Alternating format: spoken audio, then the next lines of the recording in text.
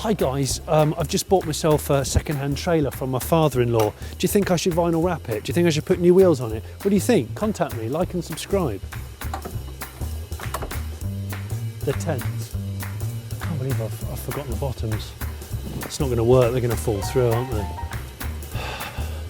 Like a complete Brian. I went for a few years saying, with young girls coming up saying, my mum really likes you. You're great. Right, 3 times last year. Three times last year. My nan thinks you're lovely. Oh, you've had a nan? Yeah, I've had 3 nans last year. Oh, that's belting. Do you know what? I've never had a beard. I quite enjoy it now. Have you not thought about going for the growth? I did. Karen doesn't like it at all. Does she not? She doesn't come near me at the best of times.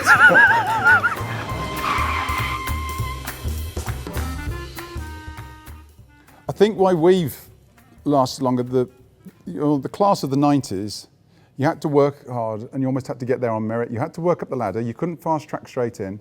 You couldn't go, right, I've got a big budget here. Yeah, Daddy's done well. Here's the budget. I'm in. Yeah. I've done my licenses, which you can now.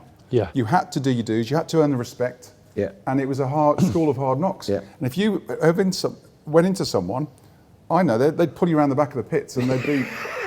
Seriously? Yeah. That's... When you can't anymore.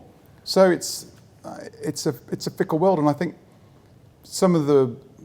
most of that class went out with the manufacturers. Yeah.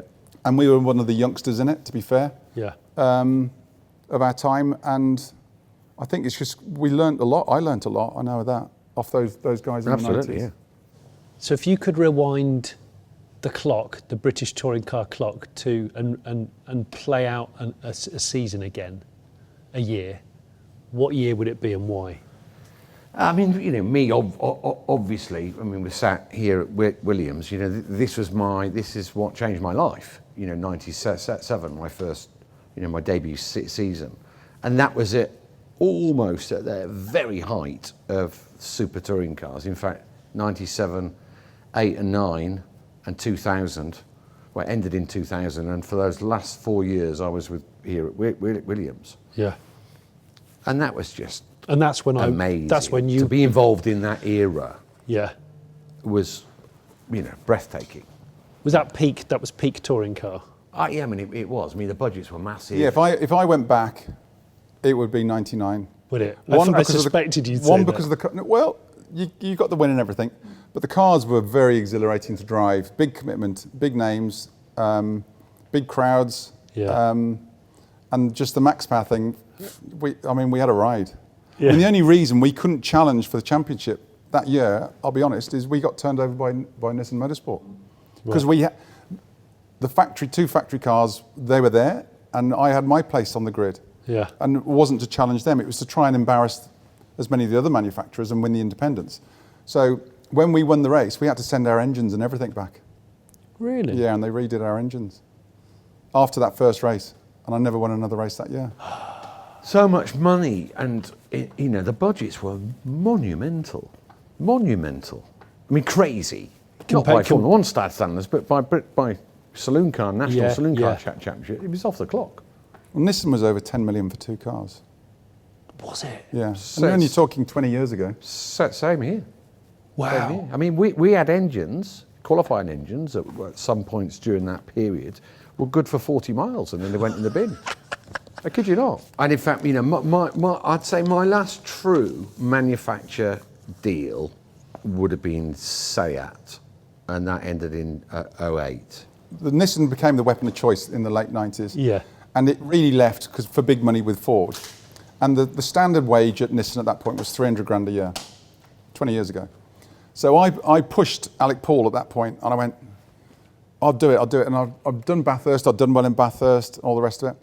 And I said, Alec, I'll drive for you for nothing. Give me the chance, let me prove myself. Season 1, I'll drive for nothing. And he signed Laurent Aiello for 750 grand.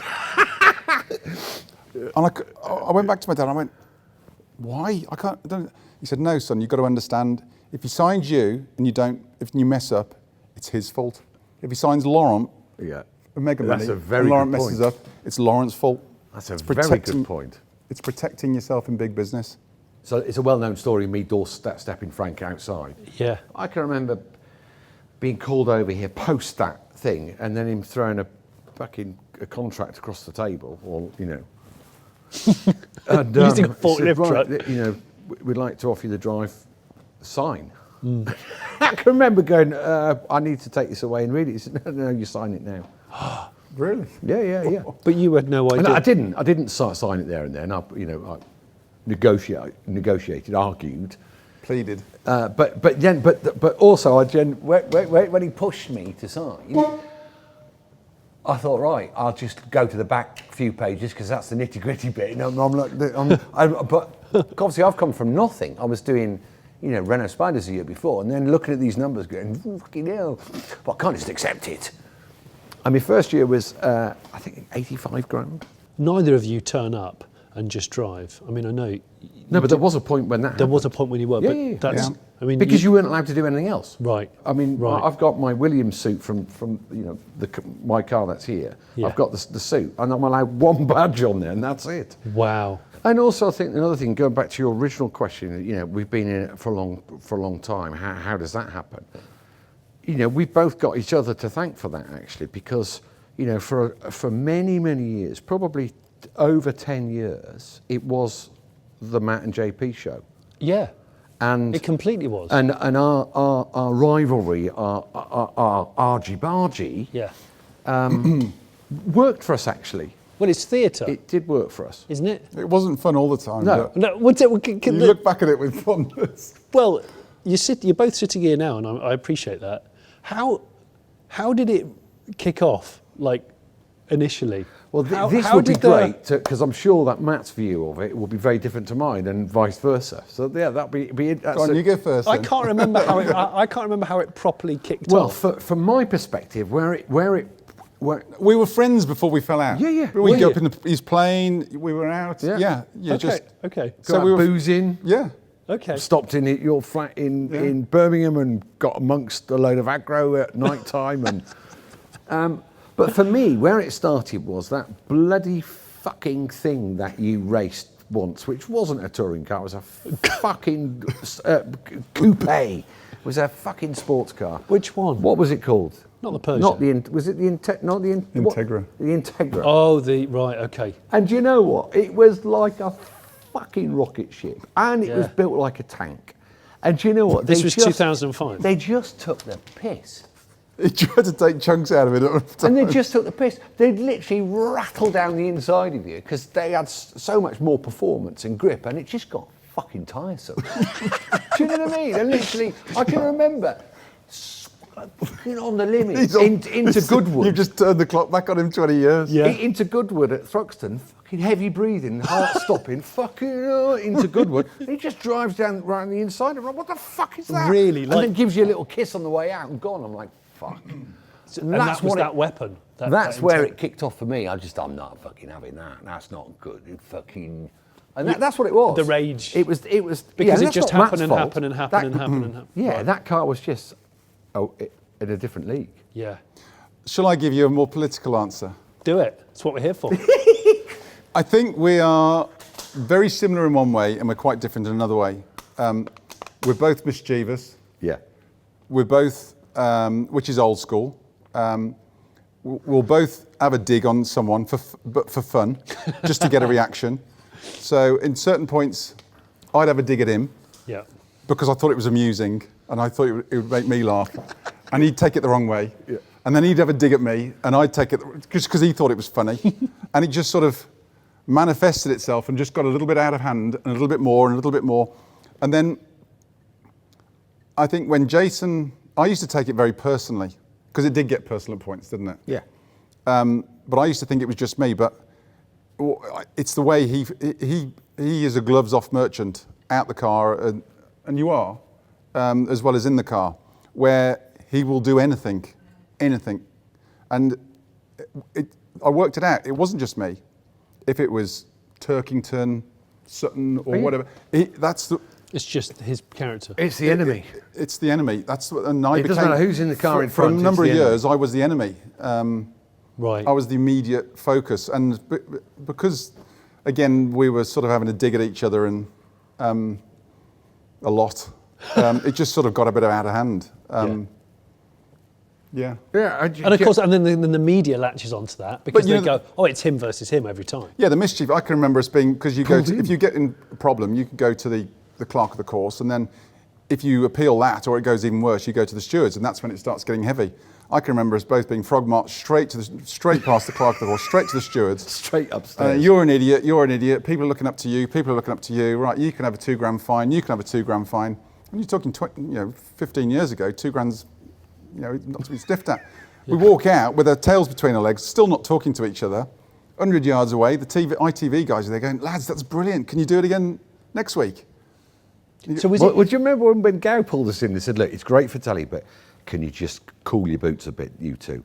Calm it down. We both went, what are you on about? It's great. Everyone loves it. And he's like, no, it's going a bit too far. I remember there was the one time he's involved when I begged for points on my licence, because you've got a race licence the same as a road. Yeah. It used to be you get 12 points, it's back to the MSA and you're going to lose it. And it's like 3 points for a standard misdemeanour. We were having a ding-dong at Snetterton once, and we all knew, everybody in the paddock knew he was on 9 points. Right. So he was vulnerable. So we were having a ding-dong at Snetterton, he's leading, I'm second, and he keeps on brake checking me around Coram. And on about the third time, he really brakes checked me, and I didn't anticipate it enough, and I nudged into the back of him, knocked him a bit sideways, and I thought, oh, stuff it, I'll just go through. Anyway, so I go through, next corner, bang, into the back. So I'm off, he's off, someone else wins the race, but he beats me. And so I get hauled up to the bus, because I've started it. Yeah. And they're going, yeah, you're going to do it. And I said, yeah, no problem, give me the points on my licence. But you've always told me retaliation's 3 times worse than the thing. So give me the points, put the cuffs on, and you can give him the points. Right, you two outside for 10 minutes. They bring us back in after tearing the strip off. Right, we think you need to calm it down a bit. I'm going, no, I want the points. Give me the points. I'm trying to get him banned. I wasn't aware of the levels that this had gone to. Was it good for like your sponsors, do you think? I mean, obviously it was good for TV, it was good for... Do you know what? The simple answer to that question is yes. And I would be lying if I said, oh, I didn't rev it up on purpose a lot of the times, because it kept us in the public eye, and it's important. And like I said, it was our show. Yeah. And that's great. But yeah, I mean, it did. There were times, a lot of it was good fun, and a lot of it was heavy competition.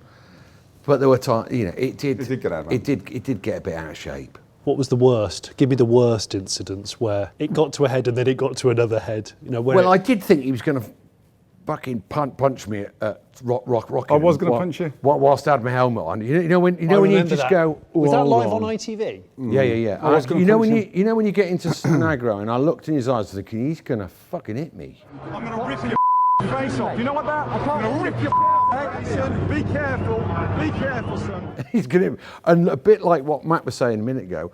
I know I'm still in my helmet, and I'm fucking goading him because it won't hurt because I've got my helmet on. Unless he goes for a body punch. Well. And I knew there was TV cameras everywhere, so I'm going, fucking go on in, and I'm trying to get him to fucking hit me, because that's it, he's over, he's out. And that's the level it got to. Wow. And I've reflected on that and gone, fucking hell, JP. No, that's not so good. Do you know what I mean? Yeah. But we did sit down after. Did you? Yeah. I mean... I think we were made to. Yeah. Were you? Yeah, we were made to by each... Was it £5,000 each, that? It was something pretty heavy. For a fine. Gosh, I didn't realise. So you've racked up a few fines because of one another. Yeah. Most definitely we have. And been fined for stuff which is not racing related. Okay. What? I got fined off Alan Gow. Yeah. At Thruxton, telling this story about I can't poo in public loos, I struggle.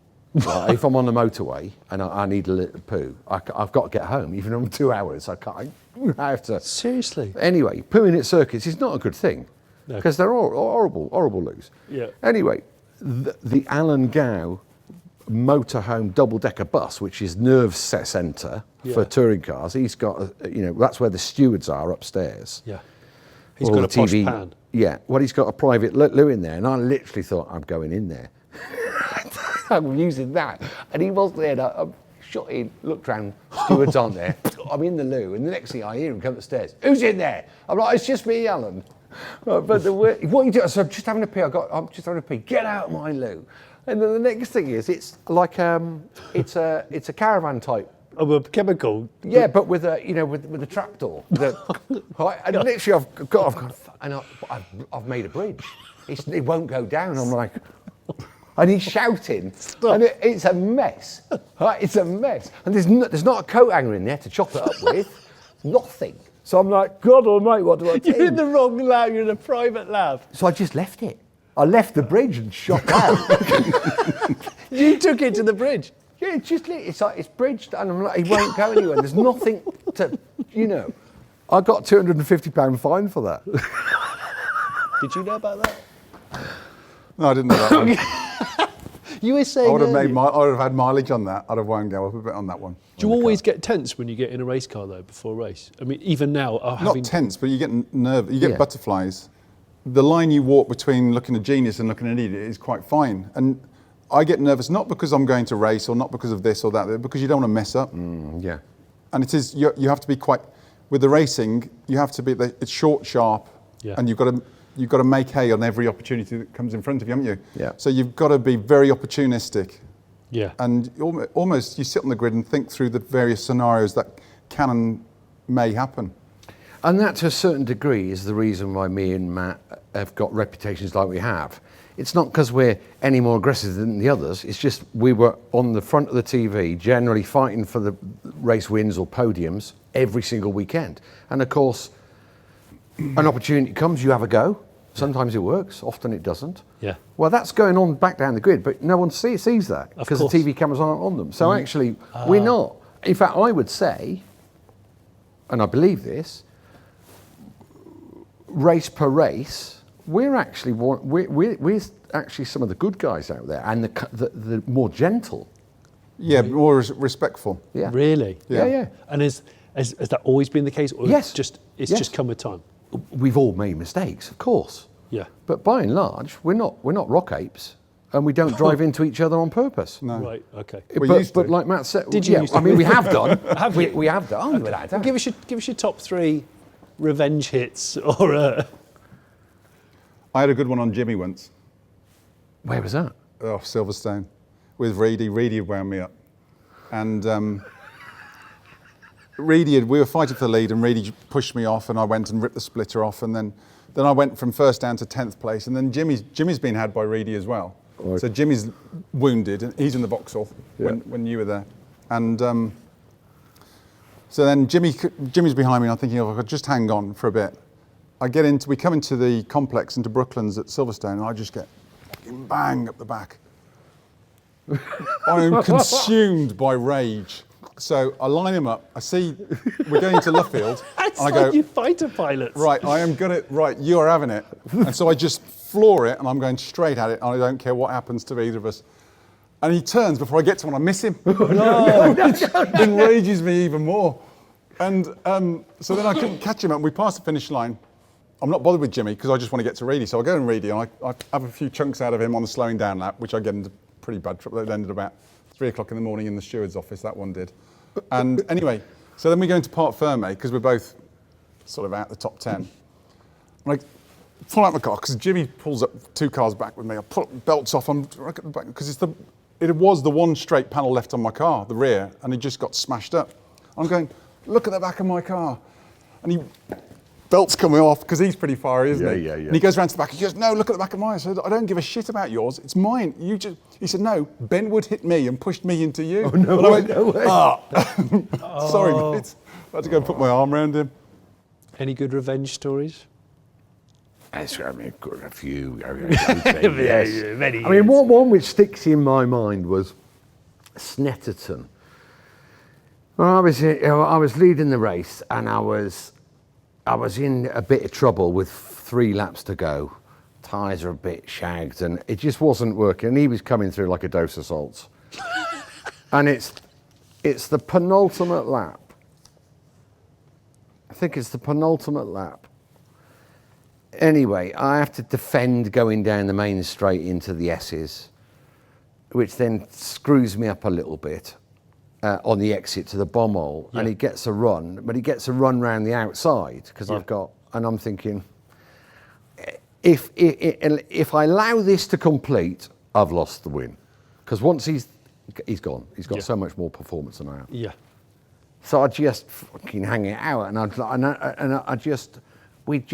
kind of turn him a bit sideways going to the bomb hole, which then gets me in front.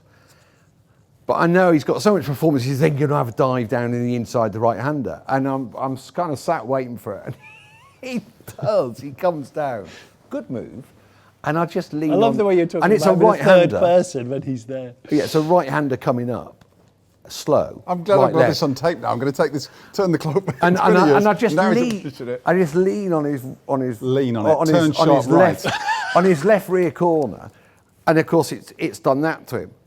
So now he's corrected that way, and at that point, once I know he's got lock on that way and it's going to turn right, I just pull left. So he just hard fucking exit right and spins, go on the grass. This and is go what I through had to put up with for about 10 years. I go through for the win. Perfect. I've got. Yeah, perfect. Yeah, but yeah. I mean, I didn't aim him. Yeah. I just put some, professional foul. But like I said, this was going on everywhere. Yeah. It was just we were the focus. Yeah.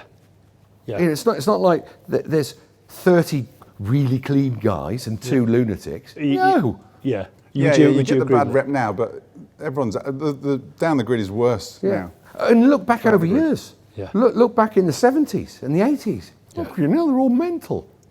I have to say, it's the nature of the beast, isn't it? It's frenetic. It's a sprint race. You've only got 35, 40 minutes, and you've got to do the business. yeah. If you could have one of his cars and he could have had one of your cars over time, which ones would you choose? I would have loved to have a go in the 99 Nissan. I'd have loved to have gone in his lagoon. Would you? Yeah. Either that or the turbo Civic in 11. Oh, for fuck's sake. Do you remember that moment at Alton Park? He saved me the biggest embarrassment. He saved my bacon by having a tantrum. He won the race and had a tantrum because we were so quick. Yeah. But I'd gone off. We were 1 and 2, and I was second. And they had a thing on a drying track. You're not allowed to race to the last 2 laps of the race. This was a team thing, a Honda thing. So I followed Gordon round the whole race, and I tried it down into Lodge because it was a bit damp offline. So I tried the grip level, and it was there. I thought, okay. So the last lap, I went for it, and I got it wrong. Took both of us out. Neither of us finished the race. We had the managing director, the sales director, the big marketing director, 200 guests from Honda there that day. So we were going to go for a 1-2 finish, and we ended up finishing 5th and 7th or something. I know you were stuck in the gravel, weren't you? Oh yeah, I didn't finish, and Flash finished 5th or something. And so he won the race, but then he gets out and has an absolute Freddy fit on how quick we are. Not that he's. I mean, how funny down it the is. straight. He could have hung me almost. I mean, he went off at the hairpin and lost like 8 car lengths on me and was past me in another 100 yards just on grunt. I'm like, fuck this. I'm driving above the limit of the car, above the limit of everything, just to stay with the stupid turbos. If you weren't doing this for a living, what on earth would you have done, do you think? You can't predict the future, I know, but... Do you know what? I don't know. Fucking business. Selling stuff. Would you? Yeah. But you'd have done some sport. Without a doubt, yeah. Because of the competitive nature. Yeah. I'd have gone into rugby. Would you? Yeah, 100%. Well, I had an England What trial was when that? I was 18 years old, yeah. Under 19s. And what would you have been? Second row or back row. Second Yeah. row. Did you- Or so you- flanker. you loved flanker. it? No, because I was racing the bikes then, and all I wanted to do was race. And I remember that you went away for a week. These guys interview you to check, see your aptitude and what you're about. And I just went, well, I'm here because I got nominated and I'm picked. But all I want to do is race my bike, if I'm honest. And now I think, you idiot. What a tit. My eldest daughter, who's 12, is not neurotypical. I mean, she's on the spectrum, and it's very challenging. But now I'm quite well read and researched into that part of the way, quite a lot of people are wired up. it's made me quite reflective. And do you know what? Most of the people I kick around with are, without doubt, quite on the spectrum. Most of my mates are. I have a funny feeling that most successful sports people, if it's individual, are all on the spectrum, because if they weren't, they wouldn't be able to put the effort in, day out. I'm convinced he's on it. I know I definitely am. Right, I came up with a theory about 15 years ago. This when they were. I was convinced he's schizophrenic. Really? Yeah, I was convinced. I'm not sure I'm schizophrenic. I'm definitely a bit ASD. But you have got a totally different. There's a switch. Oh yeah, absolutely. And I've got a switch. Don't give it. I mean, I know I've got a switch. Yeah. Thankfully, I've realised it early enough. And had I not done it, would have ruined my marriage for sure. And that is that the way we're programmed, even though in theory I'm at home, I'm not present. Yes. Because my mind's somewhere else. And that's a lot easier to deal with if you're out in an office and a 9-to-5er with a regular job. Well, actually, I spend quite a lot of time at home, in my office at home. And I can relate to that. When you're on it, you're on it. And you're busy, even though there's other people around you. Yeah. And that cloud of stress and cloud of busyness floats around with you, and it bumps into people. Here's a question for you, which, when you won your 2 championships, what did you feel like the very next day? Were you euphoric, or were you? No. And I'll tell you the reason why. For me, it's why I'm not interested in trophies. I don't know where. I mean, I don't know how many I've got. 300 of the fucking things. I don't know where they are. I'm not interested. They mean nothing, because the moment is doing it. Some of the biggest anticlimax or deflated parts of my career have been the day after I won the money in '99, and after I won the championship. How bizarre! How bizarre! Well, I don't think it is bizarre if you think about it, because actually what we love is doing it. The bit afterwards, it's the thrill of the chase. Yeah, it's in the moment. And because the moment that's done, there's a next race, as you're thinking about that one. You never really. Well, the next championship. Yeah, exactly. How are you going to do the next one? I got a couple of like model cars, and I got a little bit of literature. All right, I'll start with the as long as they're not Plato books. I've got some in the car. I'm more than happy to sign you know one something? for you. I deliberately, to this day, it would interest me, but I've deliberately not. I will admit it. I've not read it. Well, I have one in the car, which I will gladly donate. I will give it to you with pleasure. When it first comes out, the first publication, first issue, or whatever they call it, they send a load to you and you've got to sign them. Yeah. But what they do is they send inserts. And I assumed they would just kind of stick them in, and no one, someone would see, oh, he's done a few cock and balls. Well, no, it's a machine. And these then hit the shops, right? And there was half a dozen cocks and balls, right? And then there was. I've got pictures of your drawings. There's one where I've done it for you, where you do some lines, and basically it's someone shagging someone, and that's gone out there. And then one I signed. This is for your autobiography. Yeah, which have gone random. But I thought the people who stick them in would go, oh, that's funny, and bin them, but they didn't, because the machine didn't. So they hit the shops. There's pictures of dicks. Auntie Irene's bought one. Whoa, what's that? So someone's got a Plato drawing Cock of a and ball phallus. edition, yeah. I'll be back in 2 minutes. Don't. I'll be back. So I have some presents too. I'm actually pleased that neither of you went for the Lotus one, because it's my favourite one. If we do this, it's got to be off camera. Where's my cock and balls? Hang on, is there a dick? No, there is. You absolute deviant. You absolute deviant. Are you? What is he possibly writing in there? Thanks, JP. You're welcome. If it is time to hang up my boots, then I hope I get to run and have some part of the development side. I'm involved in that, because the prospect of doing that and being involved in that, it is quite. I don't dig full electrification, but the hybrid side, I think that quite excites me. So 2021, all boding well, the boys are back in town, as it were, with some hybridisation. We do need to have another bit. Do you reckon? Yeah, a bit of on-track argy-bargy. Nice argy-bargy. Well, you know what? Most of the panto's been cancelled this year, so let's have a bit of on-track panto. I think it'd be good. Well, in all seriousness, thank you very much for coming and chatting with me today. It's been really cool. I've enjoyed it an awful lot. I don't know what's been written in that book. I need my glasses on to read it. I can certainly see what's on the right-hand page. Oh, it's a nice message. Isn't it? Well, the one on the left the is. last 25, the one on the right. The last 25 years has been emotional. Big love, pal. Oh, that's cool. And with that, I'm going to say thanks very much for watching the Late Break Show. That has been Matt Neal. That has been Jason Plato. This has been Idle Chat in a wonderful Williams Heritage Centre. If you're a subscriber, thank you for subscribing. If you're not, bloody subscribe, please. I've been Jonny Smith. Good night, or good day, or whenever you're watching it, because it's YouTube. Tell him to shut up.